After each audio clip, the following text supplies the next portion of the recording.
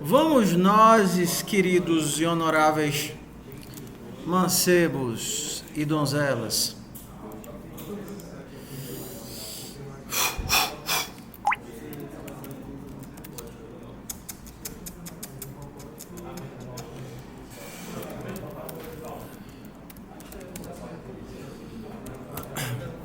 então, qual é o conteúdo hoje? Hoje, nós vamos ver a ideia de repositórios.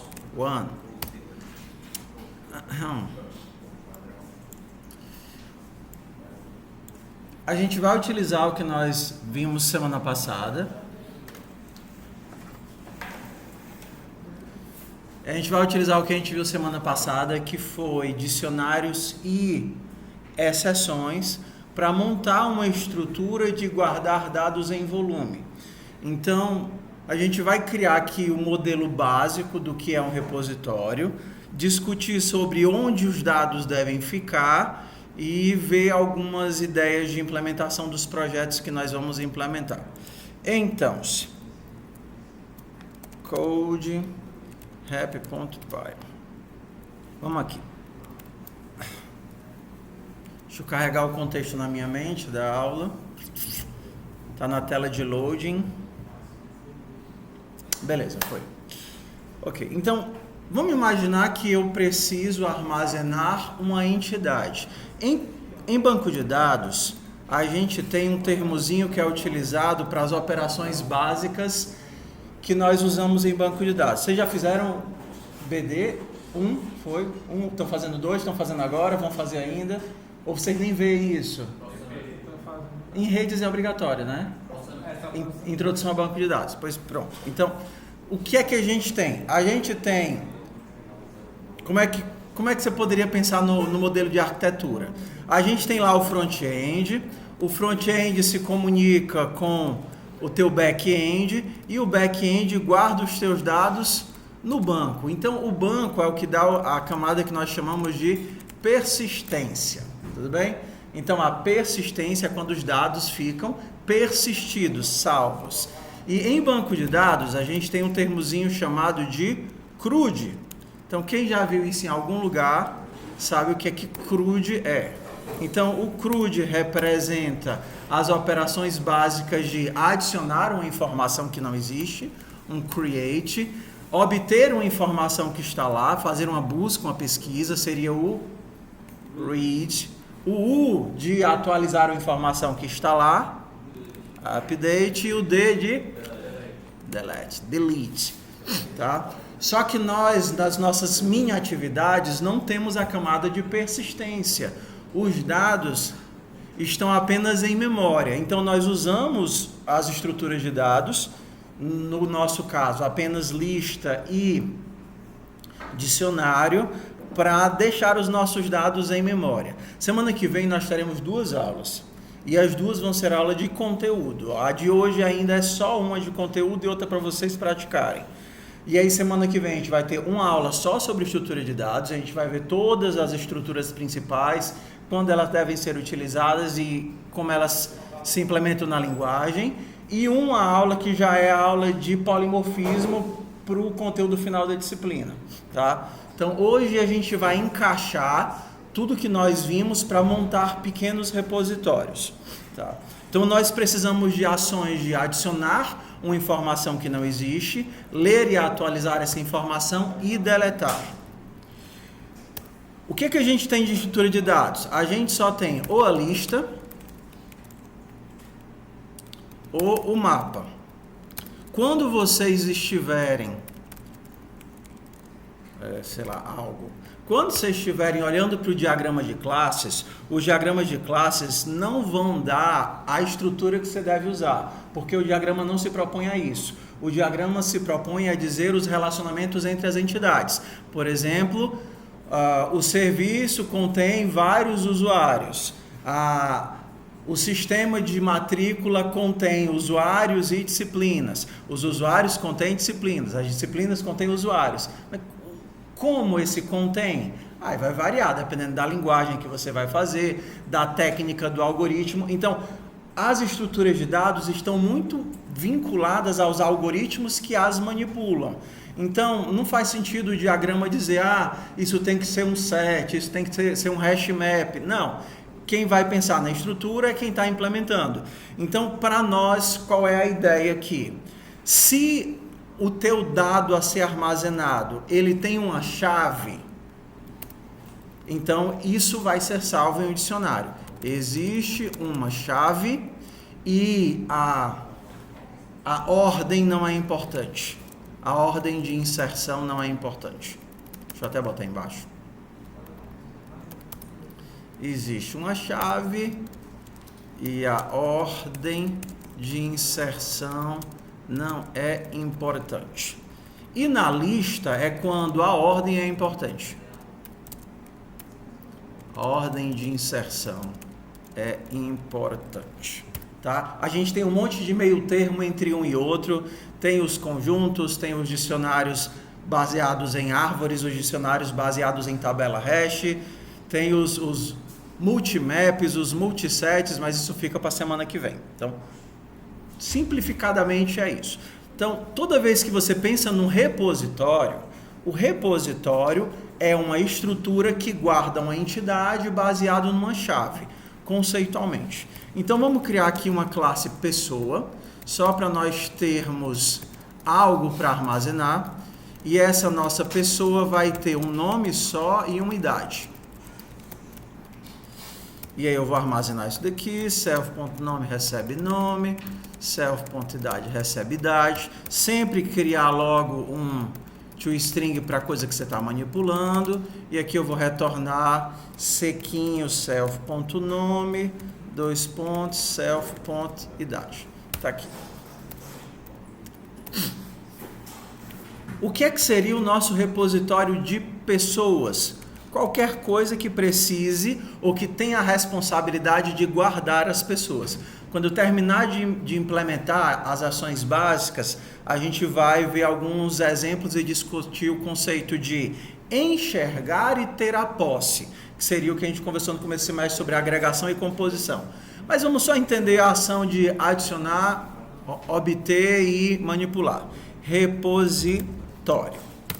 Então, no nosso repositório, nós vamos guardar pessoas. Então, bem aqui ele vai ter um dicionário, a chave da pessoa, e aí vamos aqui ver sobre chaves. Chave. O que é uma chave? A chave é um identificador único naquele universo. Foca aqui, vamos lá. A chave é o identificador único para aquele universo. Então vamos lá. Na universidade, decidiram que vai existir uma chave chamada matrícula. Quando você entra, você recebe uma matrícula. Só que essa matrícula não está vinculada não é única para você. Você pode ter duas matrículas. O que vocês acham?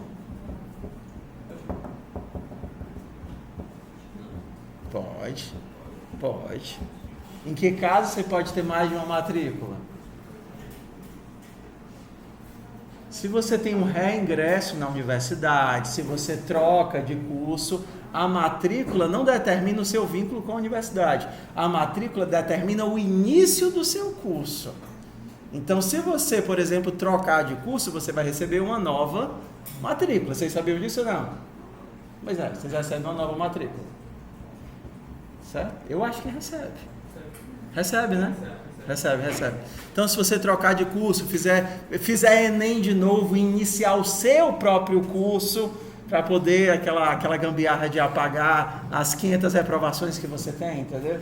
Então, se você entrar de novo no seu curso, você recebe uma nova matrícula. Então, esse identificador, ele é único dentro desse universo. Por exemplo, para a universidade, a matrícula representa o ingresso no curso, e é assim que ela reporta para os seres superiores lá que registram o dinheiro que tem que ser jogado aqui dentro.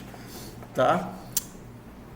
Em que casos é comum você usar o seu CPF como identificador? Que tipos de sistemas você usa o CPF? Praticamente só o do governo, né? Você loga com CPF, GovBR. O Moodle também. O Moodle não funciona por e-mail. Não, porque ele não permite pessoas de fora, né? É verdade. Agora, para todos os outros, quais os que são as chaves únicas? E-mail, o username e o telefone. E-mail é praticamente uma chave global, porque só você tem acesso ao seu e-mail. Telefone é uma chave local, porque o seu telefone só faz sentido no país de origem. Username é uma chave do universo do serviço. Se você quiser ser o gatinho carente, você vai ter que em cada serviço tentar registrar gatinho carente no seu e-mail, e talvez às vezes você não consiga. Já teve um gatinho que chegou mais carente antes de você, tá? Então a chave, ela só faz sentido dentro do universo que você está colocando de restrição, tudo bem? Então, para simplificar o nosso código aqui, eu vou colocar que o nome vai ser a chave do nosso repositório. Então ela vai ser de string para pessoa. Tá? Então vamos aqui pensar nas nossas 4 ações principais. Adicionar pessoa.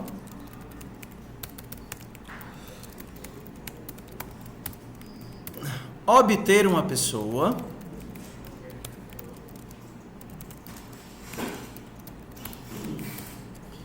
E deletar uma pessoa. Cara, essa luz está me dando dos nervos. Ok. O que é que nós temos aqui de diferente da ideia do CRUD? Quem seria o create? Adicionar. E o delete é fácil, né? Por que eu não tenho uma opção separada para read e update? Lembra, você está lidando apenas com os dados em memória. Então, quando você obtém o objeto, você tem o objeto e é capaz de manipulá-lo. Na hora que você altera algo do objeto, você já está fazendo um update. Então, se você pega um objeto com o método get e aumenta a idade desse objeto, você já está fazendo um update. Não existe aqui uma camada de persistência em que você precisa dizer, ops, meu objeto foi manipulado, salve o objeto no banco de dados. A gente não tem essa camadinha. Então, obter o objeto já me dá as duas opções, a de ver o que ele tem e a de alterá-lo, porque esse objeto é manipulável. A gente está aqui, orientação a objetos dados não são constantes. Se você tivesse numa linguagem que entenda, orientar, que usa o paradigma funcional, a gente tem muito da imutabilidade de dados. E aí você precisaria de 2 ações. Uma para ler as suas informações, porque as informações elas chegam imutáveis, e uma para alterar as informações, como é, por exemplo, a ideia de quando você tem um string em Python, só para ver se eu consigo ser claro. Você consegue alterar a primeira letra do B para ser um B maiúsculo? Será que dá para fazer isso? A0 recebe B maiúsculo?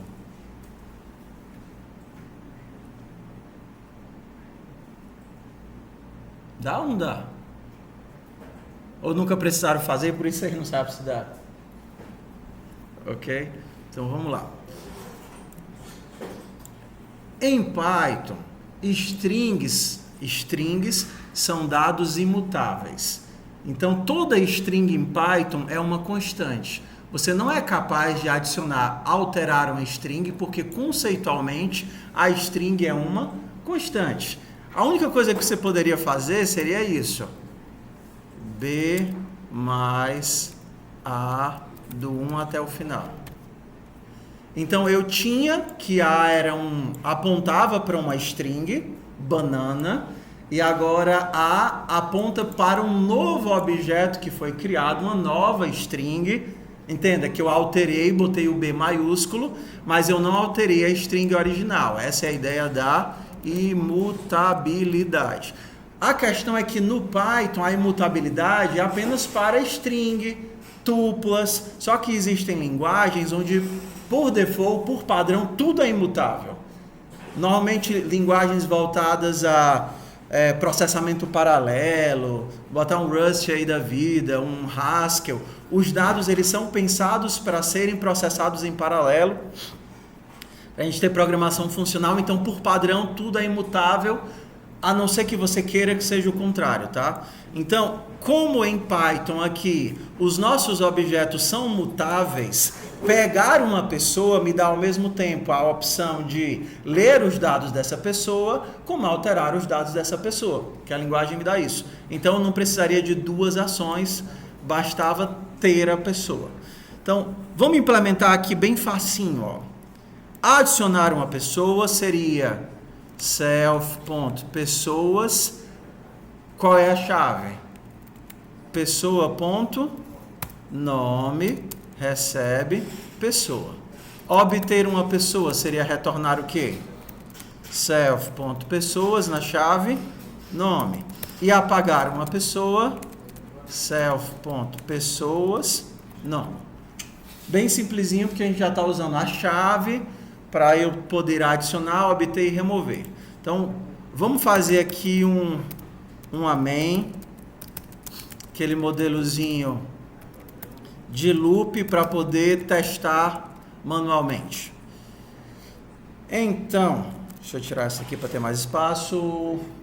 Eu primeiro preciso do algo que eu vou manipular. Eu vou manipular o repositório. Tendo o repositório criado, vamos para o nosso loop infinito. Leio a linha, quebro em argumentos. Aí eu vou pro... Deixa eu só fazer um printzinho aqui para... Como eu vou fazer interativo, aparecer o cifrãozinho antes de eu digitar o texto, só para ficar ali que eu estou digitando o texto. Então pronto. Não vou fazer eco para imprimir a linha de volta, porque eu pretendo usar interativo. Seja bem-vindo, querido. Bora pro meu loop. Dá um jeito aqui de quebrar o loop. E aqui vamos para as ações principais. Se eu quiser adicionar, eu preciso dizer o que é que eu estou adicionando. Eu preciso de um nome e de uma idade. E aí seria repositório.adicionar pessoa. O que é que ele espera? Ele espera uma pessoa. Ele não espera que eu coloque nome e idade soltos. Ele espera que eu insira uma pessoa. Então eu preciso criar uma pessoa para inserir. Só que a pessoa quer uma string e um inteiro. O argumento 0 é ADD, o argumento 1 vai ser o nome, o argumento 2 vai ser a idade. Então vamos converter esse negócio para inteiro.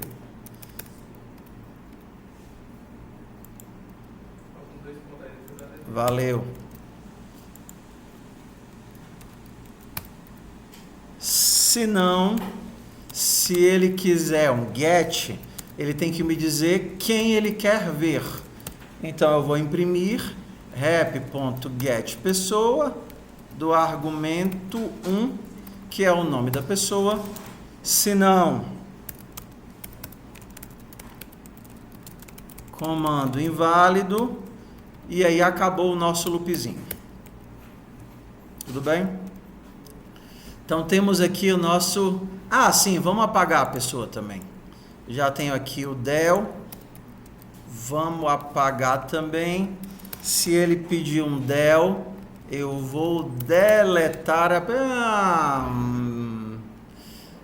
Normalmente, né, não bugou. Deletar a pessoa, não tenho que imprimir, porque deletar não faz impressão. E pronto, está aqui o nosso loop. Bora rodar.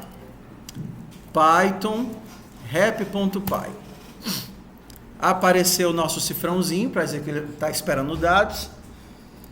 Se eu tentar pegar uma pessoa... Ih, já deu ruim. Por que deu ruim? O que é que apareceu aqui? Erro de chave. Por que ele está dizendo que deu um erro de chave, Davi?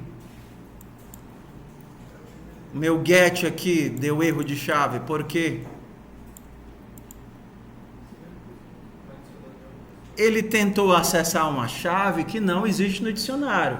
Eu não estou nem fazendo if, else, nem nada. Ele simplesmente tentou acessar algo e não conseguiu. Vamos tornar o nosso códigozinho imune, ou pelo menos impedir que ele quebre com erros. Bora aqui criar o nosso try except. O exception, aquele genérico aqui para pegar qualquer tipo de exceção. Ok, então não vai conseguir mais quebrar. Não está dizendo que está certo, mas não vai mais quebrar. Os erros também não vão ser legíveis, porque, por exemplo, quando eu der agora o meu código, que eu der um get David, ele vai imprimir o conteúdo da exception, que vai ser o quê? David, não está dizendo nada. Isso daqui é o conteúdo lá do exception, mas vamos lá. Se eu tentar adicionar David, por que deu erro de novo? Porque faltou outro parâmetro e ele disparou uma exceção. E vamos ver se a gente consegue melhorar um pouquinho aqui. Type de eu quero o tipo e get David. Deu um key error, pelo menos agora eu sei que é um key error, com David. Adicionar David. Deu index error, porque eu não passei o parâmetro. Adicionar David de 17 aninhos na flor da idade. Ok. Se eu der um get David 17, se eu deletar o David e der um get David, ele voltou a não existir. Vamos dar mais outras pessoas aqui. Adicionei a Júlia de 14, adicionei a Maria de 19. Eu tenho a Júlia e eu tenho a Maria. Tá todo mundo aí, mas eu não tenho mais o David. Tá? Vamos tornar esses erros aqui mais legíveis. O que acontece se por acaso, outro comportamento aqui. Se eu adicionar o David com 18 e tentar adicionar o David com 20, ele vai rejeitar ou vai atualizar? O que vocês acham que ele vai fazer?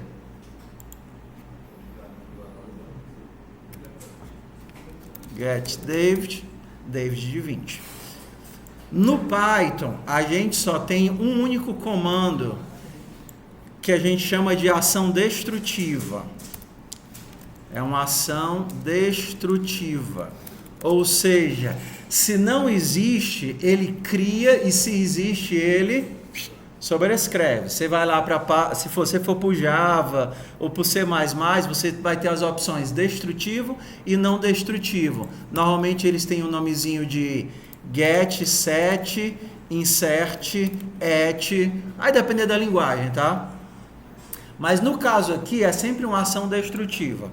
Se eu não quero que ele destrua, eu preciso, por exemplo, fazer uma validação. Será que essa pessoa já está no repositório?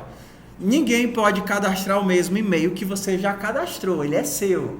Então, se você tentar criar um novo objeto com uma chave que já existe, é para ele dizer, você não pode fazer isso, já tem esse ID, já tem esse e-mail, já tem essa pessoa cadastrada. Se pessoa.nome já está em self.pessoas, então eu vou disparar uma exceção de pessoa nome. Pessoa.nome já existe. Se não, aí eu faço a ação. Vamos logo resolver esses outros também. O que é que pode acontecer quando eu tento retornar o nome de uma pessoa? Qual é o erro que pode dar? Exatamente. Não existe porque ele vai me dar um erro do tipo key error. Se eu jogasse um exception geral, Ia funcionar, mas ia funcionar para qualquer problema que desse. Eu quero especificamente o fato desse cara não existir. Key error. Se me der um key error, não interessa o nome, que eu não quero essa informação, eu só quero saber que a chave não existe. Olha o macete agora. Eu não vou resolver esse problema aqui. Ele lançou um key error, eu disse, ops, eu não quero que você suba como um key error. Eu vou gerenciar o tipo de subida. Então eu vou jogar a minha própria exception. Quando a gente chegar lá na parte de herança, a gente vai aprender a criar exceções personalizadas. A minha exceção com o meu nome, com o meu tipo. Mas por enquanto isso resolve. Ops, eu vou lançar com exceção, pessoa, nome não existe. Você não necessariamente precisaria fazer dessa forma. Eu vou fazer agora de outra forma. Se nome not in self.pessoas. Não, se o nome está em pessoas, eu apago. Ou então, fazer assim, not in pessoas, pronto.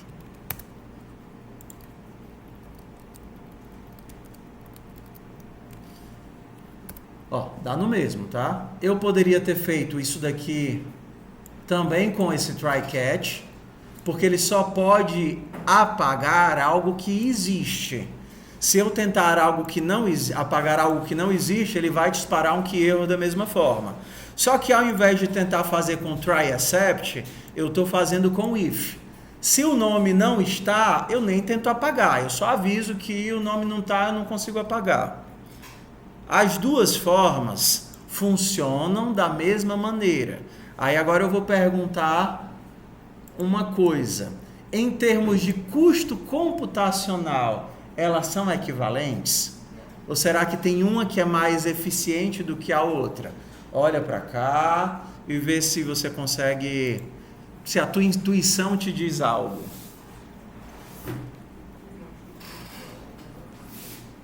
O que é que vocês acham que é computacionalmente mais eficiente? Fazer esse if aqui ou fazer o try? Turma do try aqui, 1, 2. Alguém da turma do if? Tá. Vamos. Semana que vem a gente vai mergulhar mais nessa ideia. Quando você tem o if, você está realizando duas ações de consulta. Aqui você está fazendo uma consulta. A sua consulta é: esse nome está nessa estrutura? Independente de você ter uma estrutura baseada em árvore, onde você vai ter que descer a árvore, ou você tem uma estrutura baseada em hash, onde você vai ter que cair, fazer um cálculo e lidar com as colisões, a consulta tem um custo. E quando você usa essa estrutura de if-del, você está fazendo a consulta duas vezes. Uma para verificar se ele existe e a outra para verificar onde ele está para que ele possa ser apagado. Tá vendo? Fazendo duas consultas. Nesse caso aqui, você só está fazendo uma, que é tenta apagar. Se esse tentar apagar funcionar, ótimo, acabou. Se ele der errado, tem um retorno de valor que ele já pega e encaminha. Então aqui você só tem uma consulta. Tudo bem? Então, em termos de eficiência, esse aqui, o try catch, ele é menos ruim, tá? Só que a gente não está numa linguagem orientada a desempenho, então vai ser marginal essa melhoria. Mas já existe alguma percepção de custo das coisas. Ok, vamos refazer o nosso código aqui, rerodar o nosso código e ver se ele ficou mais interessante. Adicionar David 90, velhinho. Cadê o David? Ok, vamos tentar adicionar ele de novo. Não é 90, é 80. Ups! Ah, tá, só que ele também está imprimindo o tipo, né? Eu não preciso mais dessa impressão de tipo aqui. adicionar David 90, adicionar David 80. Pessoa, nome David já existe. Pegar o David, ok. Vamos pegar a Maria. Pessoa, nome Maria não existe, está tudo funcionando direitinho. Beleza. A gente ainda tem uma outra ação aqui, que normalmente vai estar sempre junto. Vai ser o adicionar, obter, deletar e o listar. List. Só que na listagem, nós normalmente nunca expomos a estrutura interna. Não interessa qual é a estrutura interna, a listagem normalmente sai como um iterador ou como uma lista. Como eu não quero complicar, a gente vai pensar como uma lista, tá? Então, se você estivesse lá no Java, não interessa como é a tua estrutura interna, você retorna algo como uma lista ou como um iterador. Algo que pode ser percorrido. O padrão do Python são iteradores, mas vamos lidar como listas para ficar mais fácil de enxergar. Se você tentasse fazer isso, self.pessoas.values, os valores são os objetos que estão armazenados. Tá vendo aqui? Então, os valores são os objetos. Ó, ele está retornando para mim os valores, que são as pessoas. Se você tentar fazer isso, não vai dar um match, porque os valores não são uma lista. Então, dá para converter isso formando uma lista a partir dos valores. Perdão, não é lista de str, é lista de pessoa. Então, só voltando aqui o raciocínio. Isso daqui não é uma lista de pessoas, mas é um iterable, um iterador. Aqui ele chama, né, um view, né, dos valores na estrutura, uma visão dos valores na estrutura, e a gente consegue empacotar isso através de uma lista. Seria a mesma coisa se você tivesse aqui e tentasse fazer um range. Eu quero ir de 0 até 1000. Isso daqui não te retorna uma lista de 1000 elementos. Te retorna um iterador capaz de andar do primeiro até o 999. Mas você poderia forçar, ei, deixa eu ver os objetos que são gerados pelo range dentro dessa lista. Aí ele vai popular a lista, navegando pelo range e fazendo append na lista. Tá? Então, só diferenciar o iterador da lista. Na vida real, a gente usa isso daqui muito pouco, a não ser que você esteja fazendo scripts pequenos. Porque popular tudo dentro de uma lista é custoso. Ou você recebe apenas a visão do objeto, ou o iterador para o objeto. Você normalmente nunca fica populando listas gigantes com valores a serem manipulados. Então, vamos lá. Temos a lista. Já era para vocês entenderem como é que eu gero ela manualmente, porque às vezes vocês vão precisar fazer isso. Então, se eu quisesse... que ódio. Ver se quebrou a gravação. Quebrou não. Vamos fazer aqui a nossa lista manualmente. A minha saída, eu quero que seja uma lista de pessoa. Vou criar ela vazia e aí eu vou percorrer o meu mapa para cada pessoa em self.pessoas.values para os valores, output.append de pessoa e no final eu retorno o output. Beleza. Você entendeu a estrutura, você consegue fazer ajustes. Eu quero só as pessoas maiores de idade. Ok. Se pessoa.idade for maior que 17. Eu quero apenas as pessoas que dão match na busca que eu estou fazendo. Estou procurando aqui alguma Maria. Aí você sai passando por todas as pessoas. Não interessa se é a Ana Maria, se é a Maria Júlia, se é a Mariana. Ela vai cair no teu match. O importante é que você entenda que você é capaz de percorrer e fazer um filtro. Então está aqui o filtro. Deixar aqui manual a minha lista filtrada. Então se eu pedisse para listar... eu teria que imprimir esse resultado. rep.list pessoas. Mas vamos lá. Se eu tentar fazer isso, o que é que vai acontecer? add David.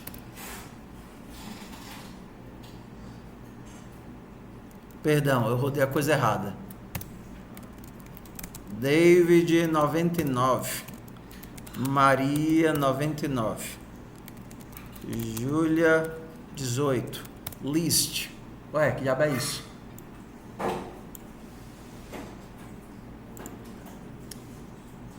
Ele está dizendo, ei, existe um objeto pessoa que foi criado pela main que está nessa posição de memória. Ele não está convertendo para texto, ele está só me dando a lista dos objetos que eu tenho. A tarefa de converter para texto vai ser minha. E vocês fizeram isso lá na bodega. Então a gente tem 2 passinhos. Quais são os passinhos? A gente gera um texto do objeto para cada objeto que a gente tem. Depois que a gente gerou uma lista de textos, a gente junta essa lista. Não foi isso que vocês viram? A gente junta usando o quê? Join. Então, isso daqui seria a nossa saída.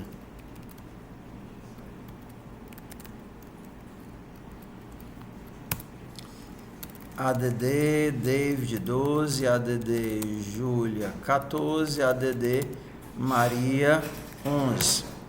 List. David, Júlia e Maria. Tudo bem? Próximo passo. Eu tô num ritmo muito intenso, não, né? Ok, então vamos lá. Próximo passo. A gente agora tem que aprender como é que eu ordeno dados em Python. E aí eu vou dar um overview do conceito de ordenação, tá? Porque as atividades que vocês vão pedir, elas vão pedir algo como ordene por nome, ordene por idade, elas vão dar algum critério de ordenação. Quando vocês vão interagir com algum algoritmo de ordenação de alguma linguagem, elas vão te dar várias opções de ordenação. Ordenar é uma forma muito comum. Eu vou passar aqui só pelas principais. Se você tem uma lista de primitivos,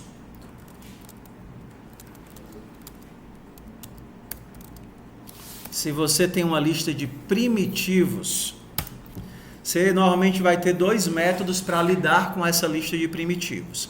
Uma ordenação in place, que é alterando a própria estrutura, e uma ordenação que não altera a estrutura, mas te dá um novo vetor.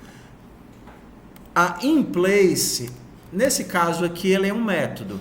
Eu quero ordenar o A. O que é que ela retorna? Nada. O que é que ela faz? Ordena o A. Por que é que funcionou? Porque eu estou com uma lista de primitivos. E existe um conceito de ordenação intrínseca para os primitivos, que é números menores, primeiro, números maiores, depois. Se eu tivesse contextos, uva, avô, Ivo, ovo e Eva. Se eu mandar ordenar o B, qual vai ser a ordem?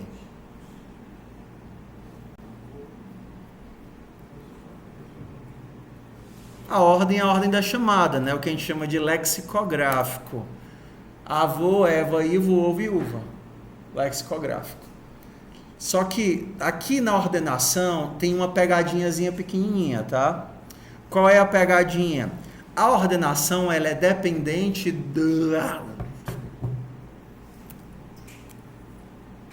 Travou, morreu.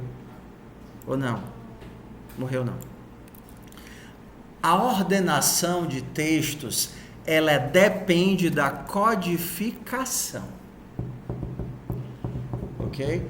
Então, se você fizer, dependendo do encoding que você estiver utilizando, a ordenação vai colocar minúsculos antes dos maiúsculos, maiúsculos antes dos minúsculos, acentos antes da palavra limpa, acento depois da vogal limpa.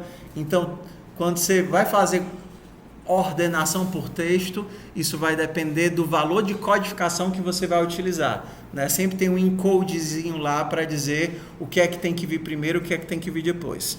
No Python, ele só ignora e ordena usando a codificação padrão lá do Unicode, tá? Mas se você ordenar uma coisa em inglês e em português, a ordem vai variar de inglês para português. Então, vamos lá. O sort, ele é uma função ou um método? Vamos lá, responde para mim. O sort, ele é uma função ou um método? É um método. É um método de que classe? Da classe lista, porque o B é uma lista. O B é uma lista e eu chamo o sort a partir do B. Então, a classe lista tem um método sort que ordena a lista in place. Existe uma outra forma de ordenar, que é a ordenação que gera uma nova lista para você, que é o sorted. Se eu perguntar cadê o A está ordenado? Não. Mas o sorted me gera uma nova lista ordenada. Você faz isso quando você não quer alterar ou não pode alterar a informação original. Que pena que não estamos em C++. Tem tantas nuances disso para trabalhar, mas vamos tentar ficar com o basicão, tá? Então, você tem um método in place e você tem uma função que ordena listas. Tudo bem até aí? Beleza? Agora a gente vai para o próximo problema.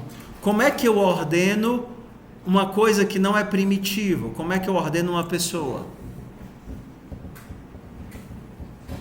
Será que sem que eu diga nada, ele sabe ordenar pessoas? Não. Se você tivesse em JavaScript, que é promíscuo, e ele sempre tenta fazer um jeito de botar para frente, o que o JavaScript ia acochambrar? O JavaScript ia gerar um string da representação do objeto e ia ordenar as strings. JavaScript é promíscuo, ele ia tentar fazer isso. Mas no Python e qualquer linguagem de tipagem forte, ele simplesmente vai dizer: eu não sei como ordenar objetos, você não me ensinou. E aí você tem várias formas de ensinar a ordenar objetos, e eu só vou mostrar a mais trivial de todas. A mais trivial de todas é essa daqui, ó. Você tem que dizer qual a chave que ele vai utilizar para ordenar. A mais boba é essa. Se você vai usar o nome ou a idade. Só isso. Não vou falar sobre critério de desempate, nem nada assim, tá?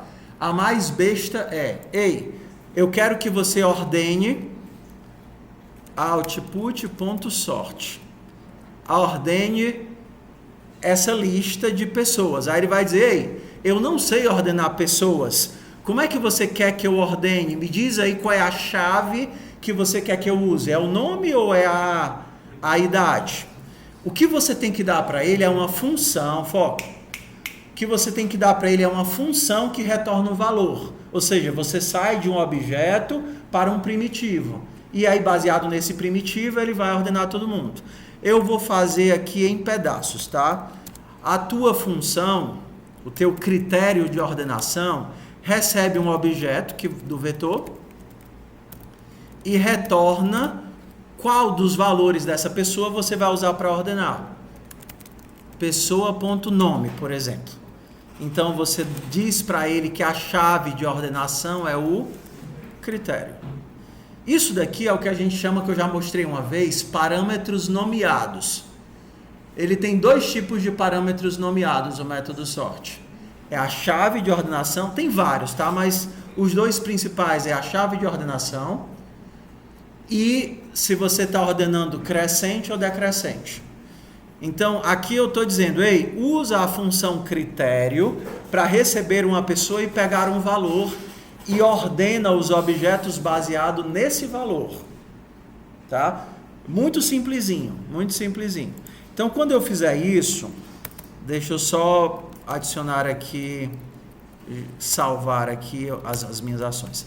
Adicionar a Ana 12, adicionar a Bia, 15, adicionar o Raul, 18, adicionar o...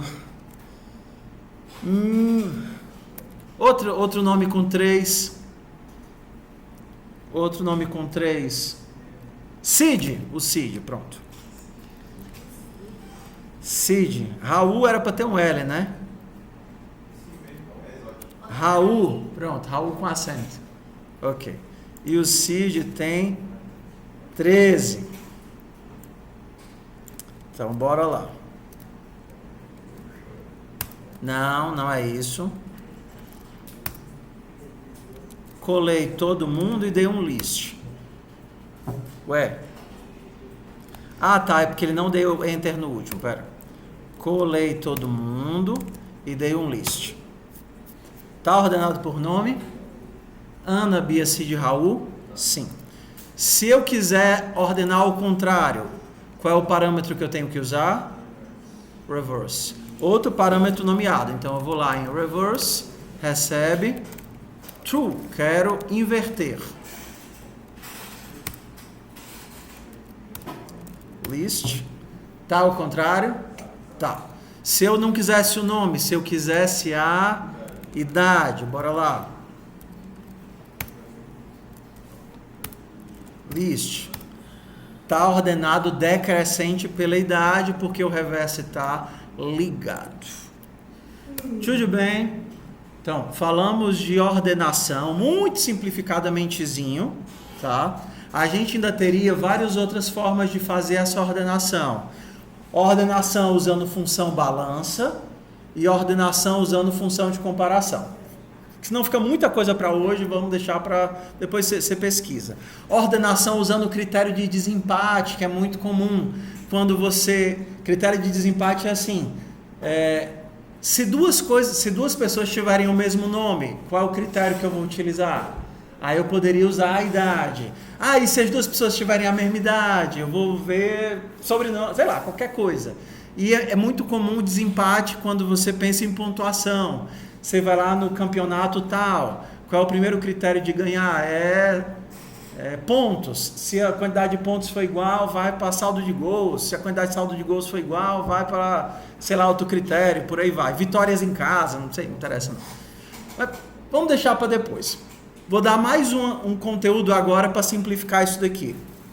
Em computação, existe um conceito que se chama funções anônimas, funções lambda. Uma função lambda, ela normalmente carrega duas coisas. É uma função anônima que carrega contexto. Para que esse negócio aqui serve?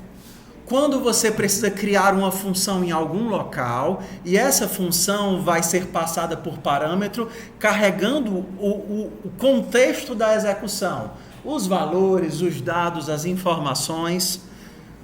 Como é que a gente poderia usar aqui uma função lambda? Eu vou criar uma aqui em tempo real, tá? Vamos fazer aqui, vou abrir aqui o interpretador. Eu quero criar uma função lambda. Em Python ele usa exatamente o termo lambda, que vai receber dois parâmetros, x e y, e vai retornar x mais y. Acabei de criar uma função que recebe dois parâmetros e retorna um parâmetro. Isso daqui é uma função. Como é uma função, eu posso utilizar a minha função. Vou passar para ele os valores 3 e 8. Isso daqui vai executar e vai me dar o resultado. E aí eu vou imprimir esse resultado. Qual é o resultado disso daqui? 11. Então eu criei uma função anônima, passei os valores para ela e já manipulei e joguei tudo isso para dentro do print. Em JavaScript isso teria essa carinha aqui, ó. Criei uma função anônima, tem essa carinha aqui, tá vendo, ó? Esse sorrisinho dos olhinhos puxadinhos e da setinha é a função anônima, que retorna A mais B. Olha o nomezinho que ele dá, função anônima. E aí eu posso rodar essa função para os valores 4 e 5 e eu terei 9. Funções lambda é um conteúdo assim bem extenso, e aí variando de linguagem para linguagem você tem opções de o que é que você coloca como cópia, o que é que você coloca, qual tipo de contexto ele carrega, qual tipo de contexto ele não carrega. No Python ela é bem limitada, mas já dá para a gente utilizar ela, por exemplo, para cá. Eu quero uma função que receba uma pessoa e retorne pessoa.nome. Tá vendo? Eu não tive que criar uma função à parte para isso. Eu já criei a minha função que diz qual das chaves eu quero aqui dentro da chamada de parâmetro. Tá? Reverse. Sim. True. Então aqui eu vou ter ordenado ao contrário pelo nome. Se eu tirar o reverse, vou ter ordenado pelo nome.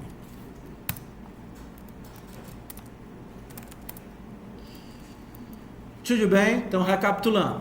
A gente viu a ideia do repositório, vimos add, get e delete, vimos listagem, vimos ordenação. Isso daqui é o modelo base. Olhando para isso, você vai ter um catatal de variações.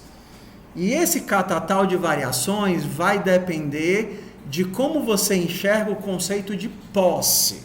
Então vamos agora pensar no conceito de posse. Tá? Se eu tivesse modelando um pet shop, então isso daqui seria o meu pet shop. Meu pet shop possui clientes. Tudo bem até aí? Cliente vai ter aqui alguns dados, o nome, sei lá, aqui o telefone, vai ter alguns dados e uma chave.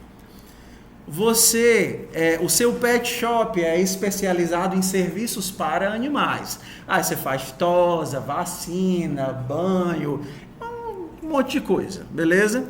Aí a pessoa que está encomendando o sistema diz, olha, eu quero que os clientes, depois de cadastrado, possam cadastrar os seus animais.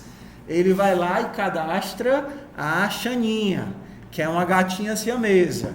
Ele vai lá e cadastra o Josué, que é um pastor alemão, tamanho G, entendeu?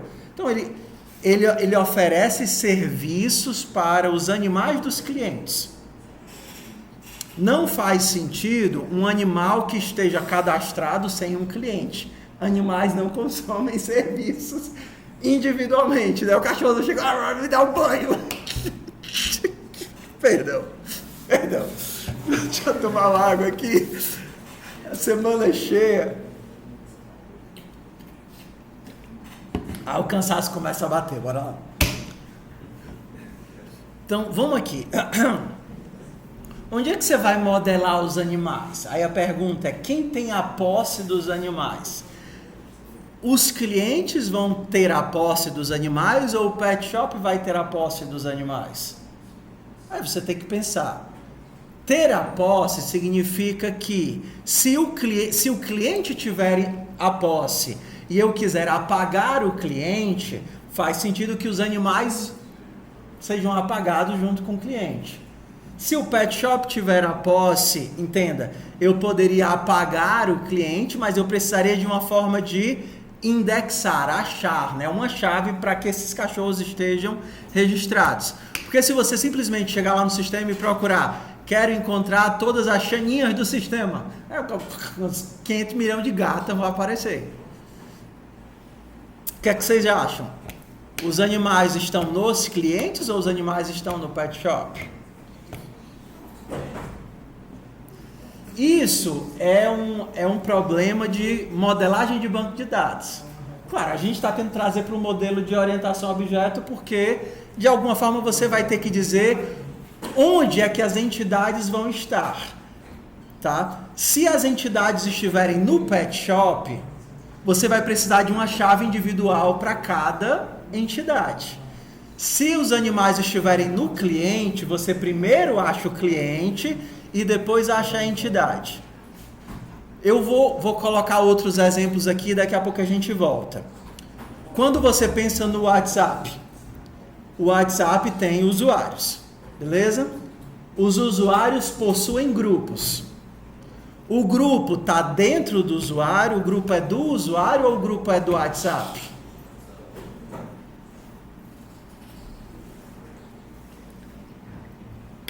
Pensa aí. O grupo é do WhatsApp ou o grupo é do usuário?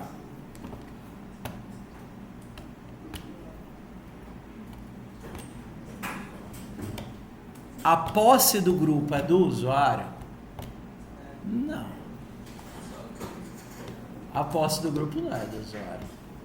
Talvez o usuário esteja como administrador, talvez o usuário esteja como owner, mas o grupo é do WhatsApp. Entenda que quando o usuário for apagado, o seu grupo continua registrado, os seus dados ainda estão no histórico. Mesmo que você tenha perdido o acesso aos dados, os dados estão no WhatsApp. Eu posso pegar o teu grupo e mandar para outra pessoa. Eu posso ter várias pessoas administrando o grupo. O grupo é do WhatsApp. Pensa num banco. O banco tem contas e tem clientes. A gente já citou esse exemplo uma vez. O cliente enxerga a sua conta, mas a conta não é posse do cliente. A conta é do banco. A conta tem um identificador único para o banco todo. O cliente eu posso transferir essa conta de um cliente para outro cliente. Uma conta conjunta, ela é uma conta de 2 clientes. Se um dos clientes morrer, a conta fica com o outro cliente. Então a gente tem um modelo de visão e não necessariamente de posse, tá? Então, dependendo dos requisitos, essas coisas vão mudando, tá?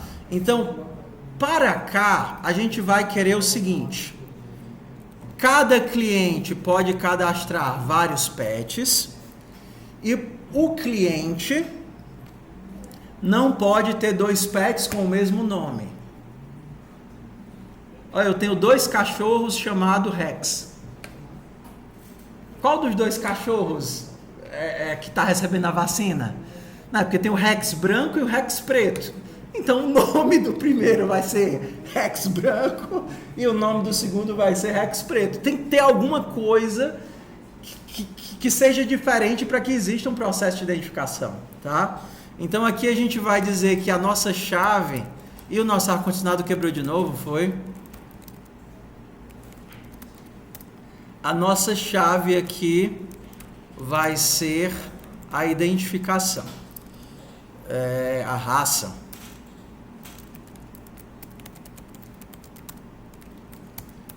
Bora terminar aqui, que eu sei que a gente já está ficando cansado, a atenção já está se esvaindo. Mesmo que ainda esteja longe do horário, é muita coisa, né? Então vamos lá. Return self.nome self.raça. Então vamos aqui, ó. Se o cliente armazena os pets, ou se os pets têm uma chave para o cliente vai ter isso daqui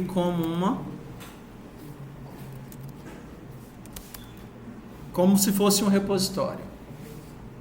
str pet. Beleza? Então, se o cliente armazena os pets, da mesma forma que o pet shop armazenava os clientes, tá vendo aqui? Eu vou colocar o cliente para armazenar os pets. A gente vai aqui os mesmos métodos. Def, add pet, self, pet. Se pet.nome está em self.pets, raise exception pet nome pet.nome já existe. Se ele não existir, self.pets no nome pet.nome recebe pet. Como é que ficaria aqui o get pet? Self nome pet Vou tentar, né? Tentar retornar self.pets nome pet. Se isso daqui não der certo, por causa de um key error, eu aviso. Exception de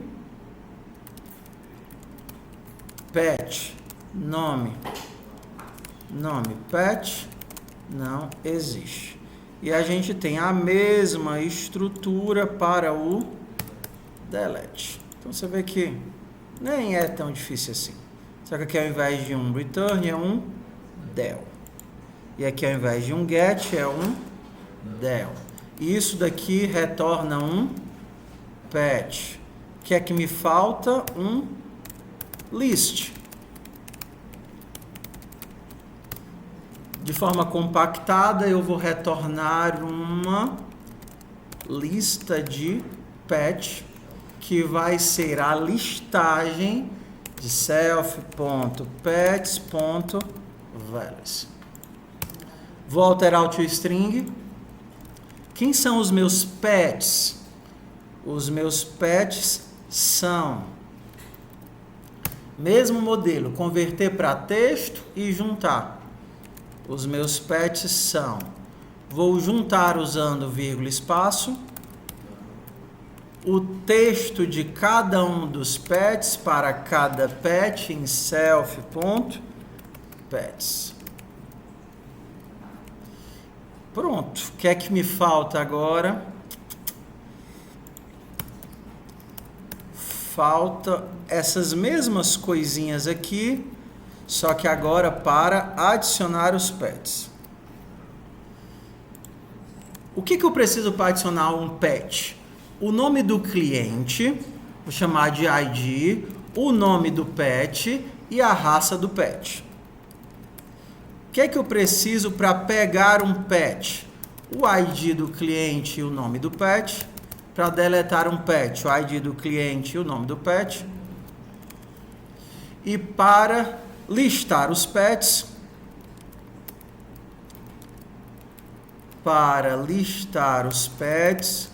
eu preciso só do ID do cliente.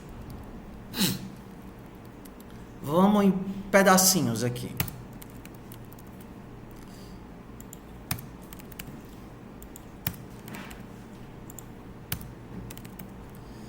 Isso daqui eu vou juntar com os outros lá de cima.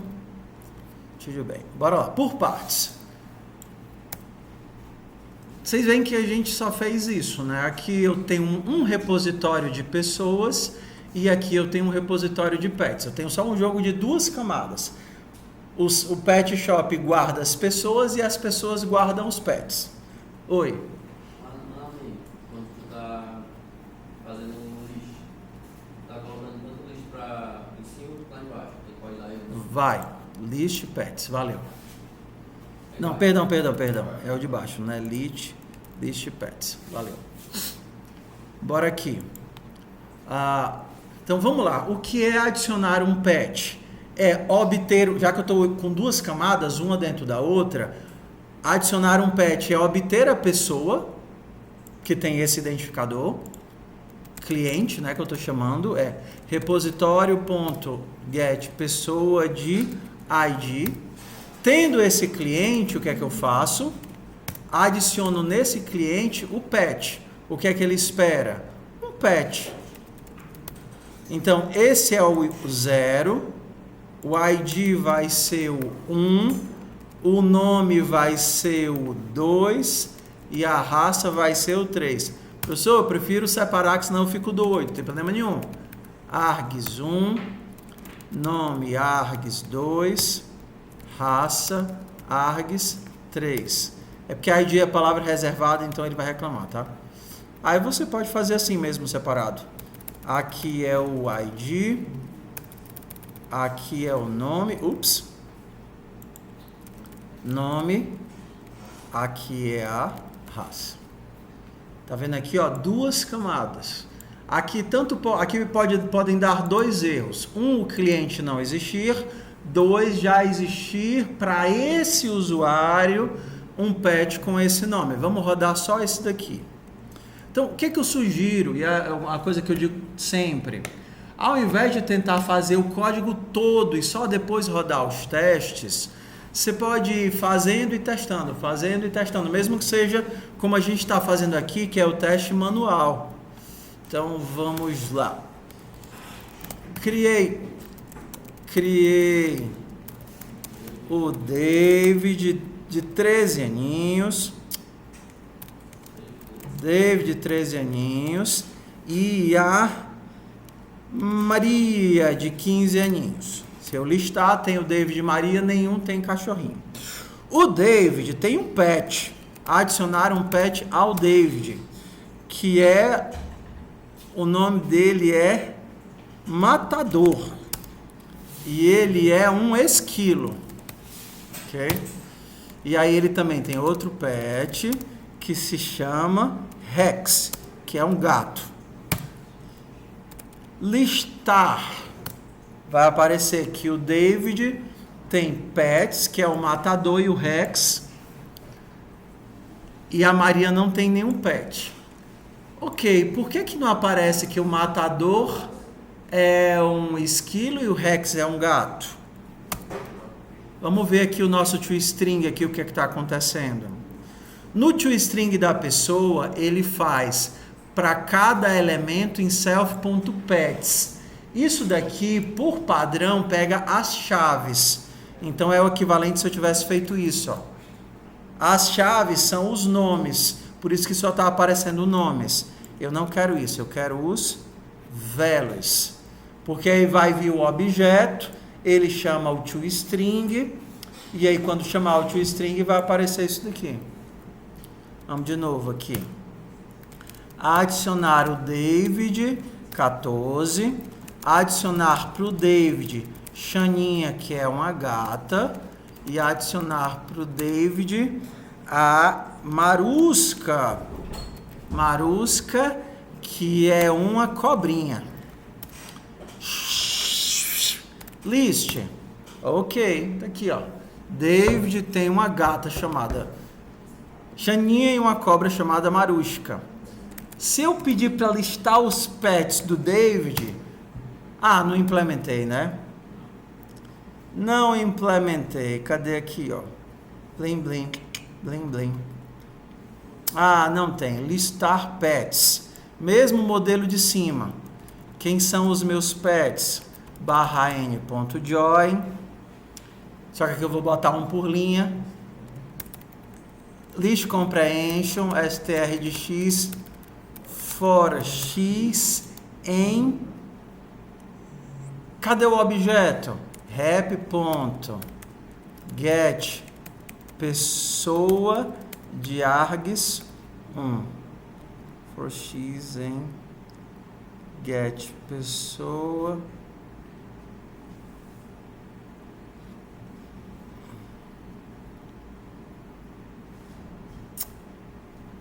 Não. Ponto list pets. E delícia. Tudo bem. Não é porque você pode fazer tudo junto que você deve fazer tudo junto, tá? Vamos quebrar. Quem é a pessoa ou cliente? Certo? Esse daqui são os pets. Print pets. Tá? Em camadas.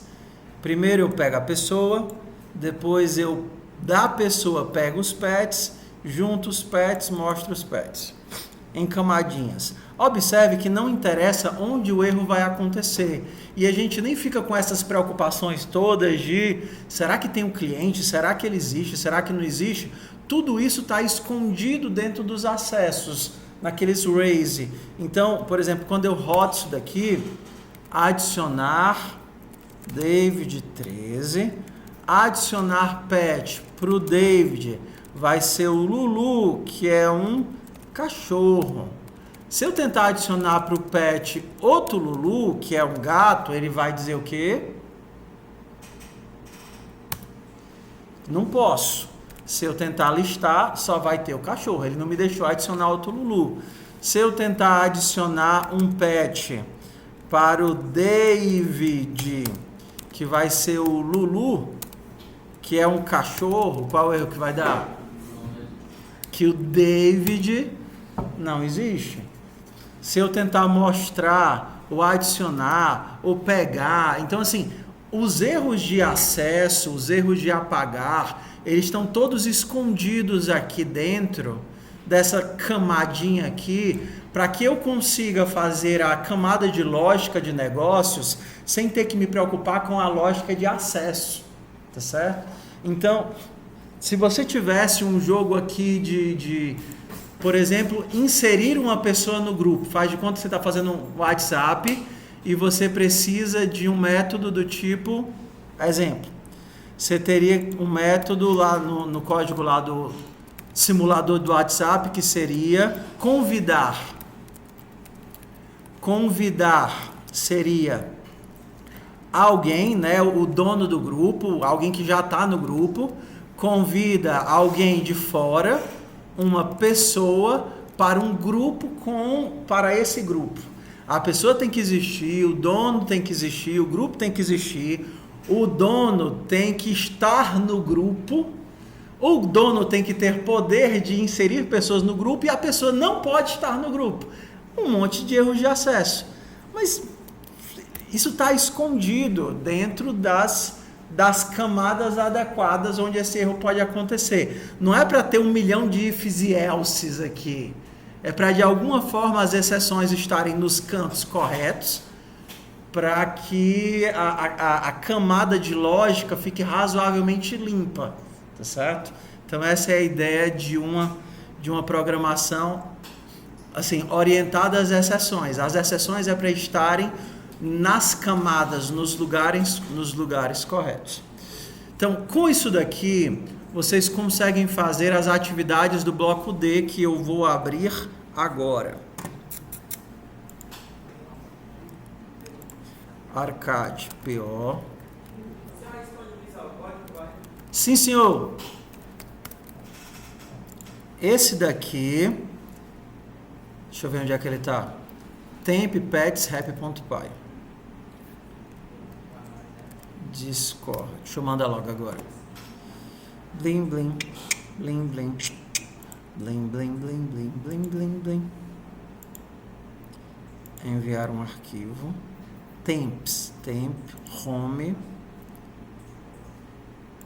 Temp. Reps. Vai, meu filho. Temp. Pets.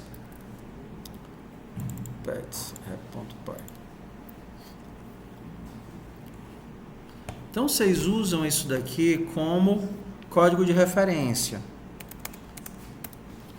Em todas as atividades, sempre vai ter uma lógica para você poder manipular, né? Não vai ser só isso. Tudo bem que você tem que entender isso.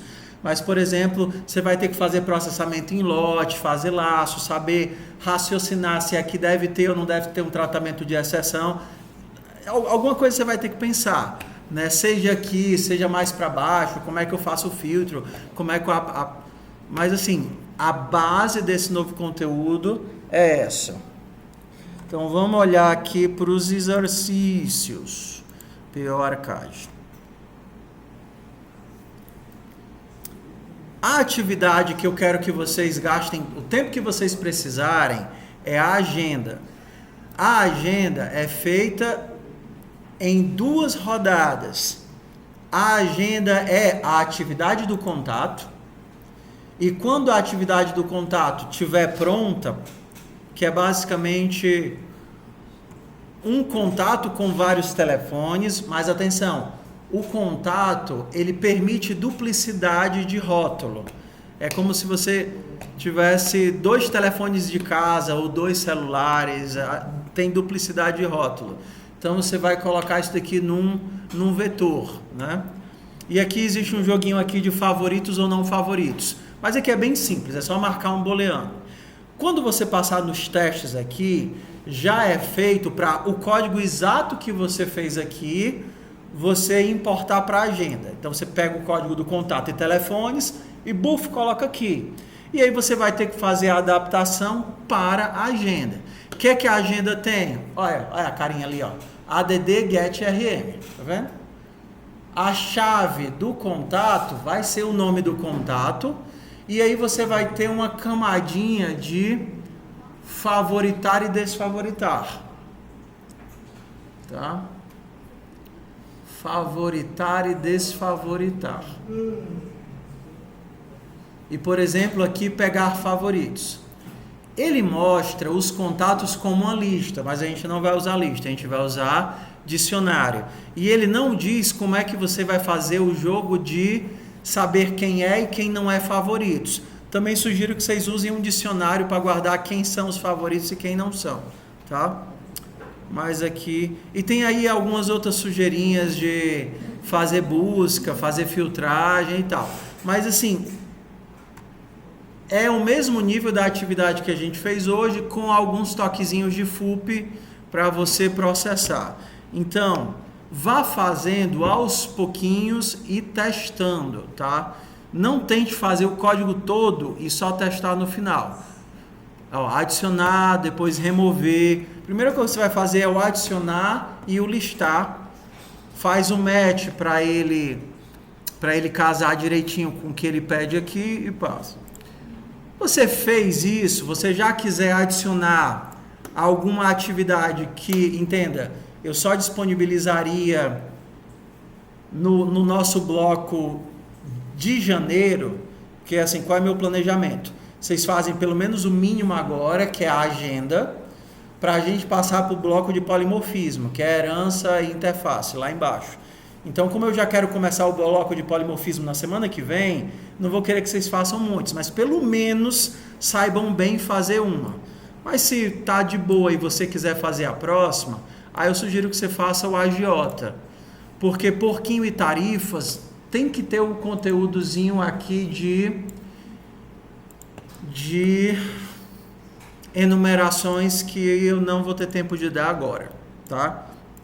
Fica para depois. Então você faz a agenda, quer programar um pouquinho mais, você faz a atividade do Sr. Ptolomeu, que é um agiotazinho, que ele gerencia clientes, e aí ele tem uma lista dos clientes vivos e a lista dos clientes mortos, entendeu? E aí parece com um modelo de repositório, mas tem uns joguinhos aqui de FUP, né, onde você tem que ficar movimentando clientes e operações da lista dos vivos para a lista dos mortos. É só um joguinho de FUP aqui, tá? Mas é legal, eu gosto pra caramba desse daqui.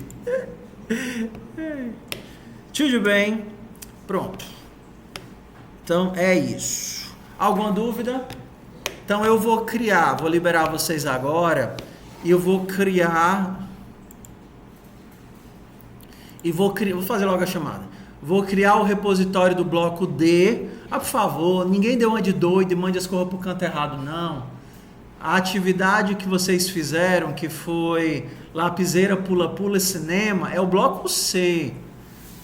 Não mandem nada para o repositório que eu vou criar hoje, não. Eu sugiro que vocês só montem o repositório de hoje quando vocês terminarem de mandar as coisas do C. Tá?